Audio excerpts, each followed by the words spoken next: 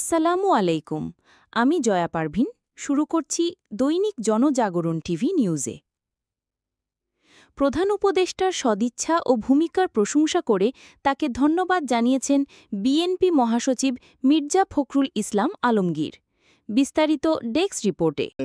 সম্মানিত প্রধান উপদেষ্টা এখানে আছেন, আমি তাকে ধন্যবাদ দিতে চাই। এই একটা বছর সময়ের মধ্যে কিন্তু তারা অনেকগুলো কাজ করেছেন। সবচেয়ে বড় যে কাজটা তারা এগিয়ে নিয়ে চলেছেন সেটা হচ্ছে যে সংস্কারের কাজটা।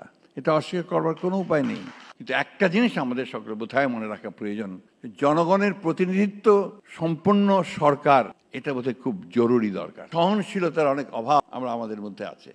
এই 15-16 বছর ধরে অত্যন্ত সুপরিকল্পিতভাবে, অত্যন্ত একেবারে কনসার্টেড ওয়েতে গণতন্ত্রকে ধ্বংস করা, মানুষের অধিকারগুলোকে বিলীন করে দেওয়া এবং একটা একদলীয় শাসন ব্যবস্থাকে এস্টাবলিশ করার জন্যই কিন্তু কাজগুলো তারা করে গেছে। আমি আমার অন্তঃস্থল থেকে যারা এই দীর্ঘ আন্দোলনে শহীদ হয়েছেন, বিশেষ করে জুলাই আগস্টে আমাদের সন্তানেরা যারা শহীদ হয়েছেন তাদের প্রতি, এবং তাদের সঙ্গে যারা আহত হয়েছেন, যারা অঙ্গহানি হয়েছে যাদের, তাদের সকলের প্রতি আমার শ্রদ্ধা জানাচ্ছি এবং আমার দলের পক্ষ থেকেও তাদের প্রতি আমি শ্রদ্ধা নিবেদন করছি। আমরা একটা ভয়ঙ্কর ভয়াবহ একটা মনস্ট্রাস একটা সময় পার হয়ে এসেছি। আমি বারবার ওই কথাগুলো বলেই নিজেকে এবং আপনাদের সকলকে আমি ভারাক্রান্ত করতে চাই না, কিন্তু এটা সত্য যে সেই সময়টা ছিল আমাদের জন্য একটা ভয়ঙ্কর সময়।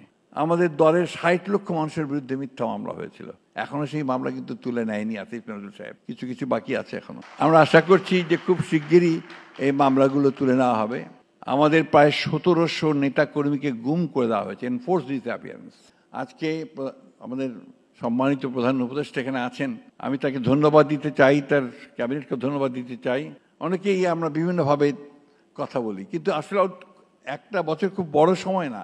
এই একটা বছর সময়ের মধ্যে কিন্তু তারা অনেকগুলো কাজ করেছেন, এটা অস্বীকার করবার কোনো উপায় নেই।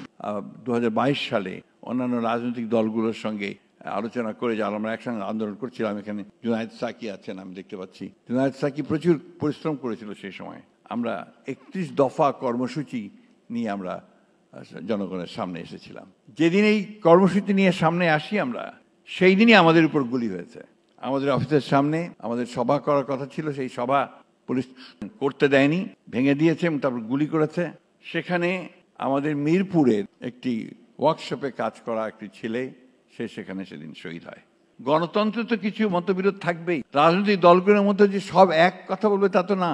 এই বিষয়টাকে আমরা খুব বড় করে দেখিয়ে আমরা জাতির মধ্যে একটা অযথা একটা বিভক্তির সৃষ্টি করছি। আমি মনে করি যে আমাদের কতগুলো বেসিক বিষয় ইতিমধ্যে আমরা কনসেনসাসে আসতে সক্ষম হয়েছি। আমরা আজকে দেখলাম পত্রিকায়, খুব ভালো লেগেছে, 12টি বিষয়ে, মৌলিক বিষয়ে আমরা একমত হতে পেরেছি। বাকি যে বিষয়গুলো আছে সেই বিষয়গুলো নিশ্চয়ই আমরা যারা নির্বাচন করে একটা গণতান্ত্রিক ব্যবস্থায় যাব, অথবা যারা আমরা সরকারে যেতে পারি, তাদের দায়িত্ব হবে, কমিটমেন্ট হবে, তাদেরকে একটা অঙ্গীকারবদ্ধ হবেন তারা, যে তারা বাকি কাজগুলো সমাধান করবেন। আমরাও চাই যে অতি দ্রুত এই হত্যার বিচার হোক। আমরাও চাই যে সংস্কারগুলো যেগুলো খুব জরুরি দরকার সেগুলো অতি দ্রুত হোক। কিন্তু একটা জিনিস আমাদের সকলে বোধহয় মনে রাখা প্রয়োজন, জনগণের প্রতিনিধিত্ব সম্পন্ন সরকার, এটা বোধহয় খুব জরুরি দরকার। কারণ ম্যান্ডেট নিয়ে কাজ করা আর ম্যান্ডেট ছাড়া কাজ করার মধ্যে অবশ্যই কিছু পার্থক্য আছে।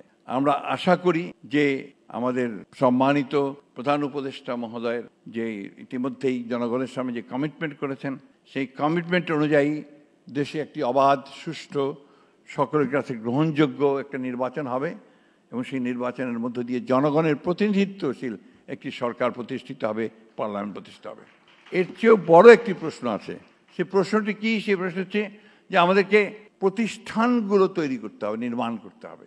আমাদের যে এত বেশি সমস্যা, এই সমস্যাগুলোর মূলে কিন্তু রয়েছে যে আমাদের সমস্ত প্রতিষ্ঠানগুলোকে এই আওয়ামী লীগ ফ্যাসিস্টরা ভেঙে দিয়ে গেছে। সেটাকে আপনার নির্মাণ করতে হবে, পুনরায় নির্মাণ করতে হবে। কাজটা খুব সহজ নয়, সময় লাগবে, কঠিন হবে, ধৈর্য ধরতে হবে।